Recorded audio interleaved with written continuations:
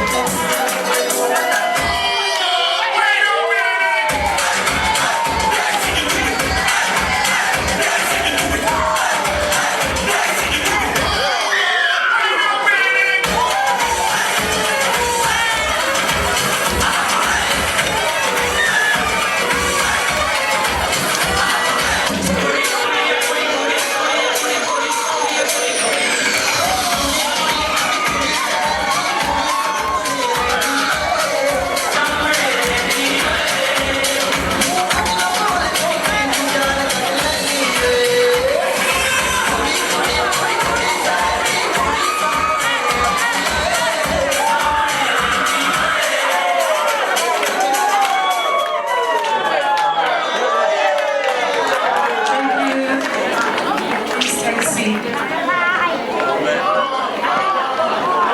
As we come to the end of the celebrations, I now invite Soane Ilalio to do the final thank yous before I give the microphone to Reverend Alipate Baka to give the grace to end this occasion. Kore ke u whakamalumalo aku he tala mo ka pui ko sa nao paki. Kai toko pe ki a kulai tofa, ki ne whakakakata whakaosi a whatongia o ia koeni.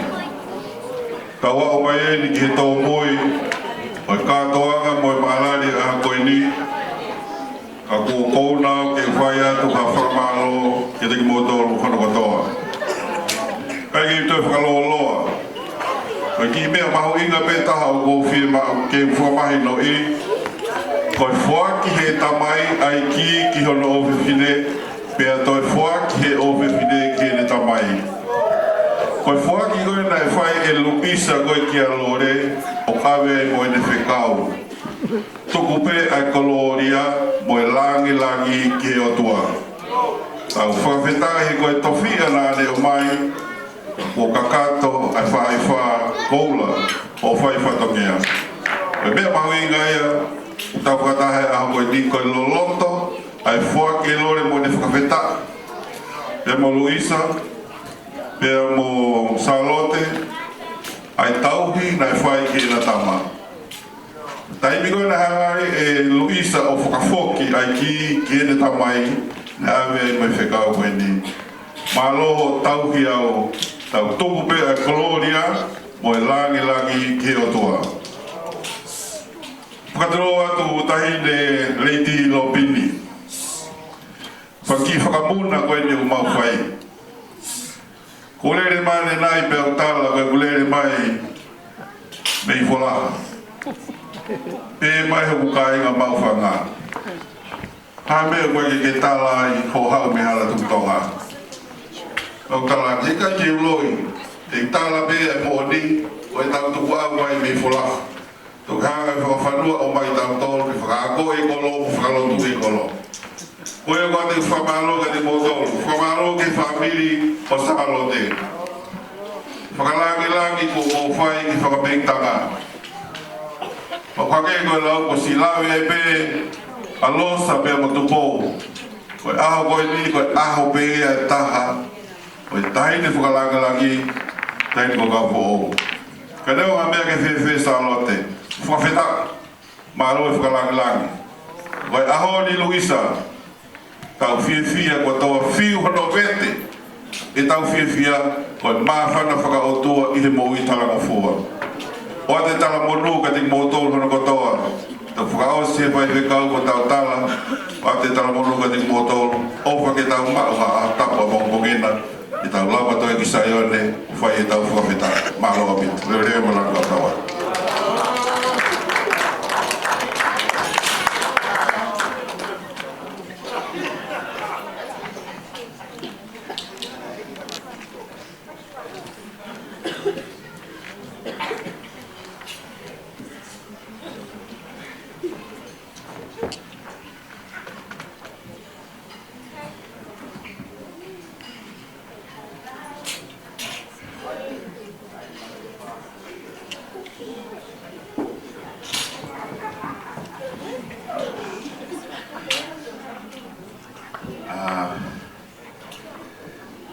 Luisa. O maki ke tot whakamaro. O ke o stape koe si pinga me kamatanga awa umai ki na tanga. O ia watu pe ai watulo mo e family kotoa. Umua ke taramo fua ke o kutaki whalau maari e. Whanua mane nai koe nai whawhere whakahau a tāpua ki. A kone whakakoloa a ki au. Pea koe ki wareware ka hau e ngau whalau maari e ki e siasu o e malusa. Au tu pe mu a gloria mo na ko to pe. Yo tau e ki o hange ko mea na lawa ke kula. Ko sila ka tau lo tu tau tolu. Ka tu pe mu a ke si pele le ka ya. Ka fai ha tau lo. Ke tau lo tu. Ko ia lofa mo merino e o tua, o lahe ake ia toi ilo.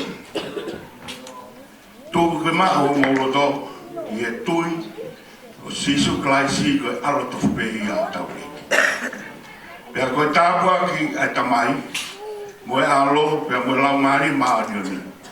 Tutoko ia, pea mo e whamiri, ai o maa, e malu isa e whiawhi koe ni. Ko na hiri kai whaite o tāngata. Amen.